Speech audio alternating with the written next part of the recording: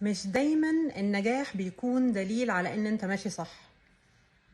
ازاي اعرف انه انا ماشي روحيا في طريقي الصح اللي لازم امشي فيه؟ اولا، لما تكون وسط فوضى بس حاسس ان قلبك هادي وعندك سلام وتسليم.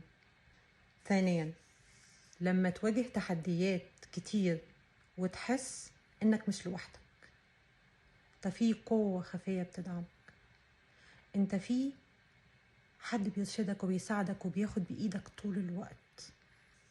ساعتها بس هتعرف ان انت في الطريق الروحي الصح اللي انت اخترته، اللي روحك بترشدك وبتساعدك عشان توصل له او تبقى ماشي فيه. ولما توصل لمرحلة من السلام والهدوء النفسي والتسليم لله في كل شيء، ساعتها بس هتبقى عارف ان انت ماشي في الطريق بتاعك صح.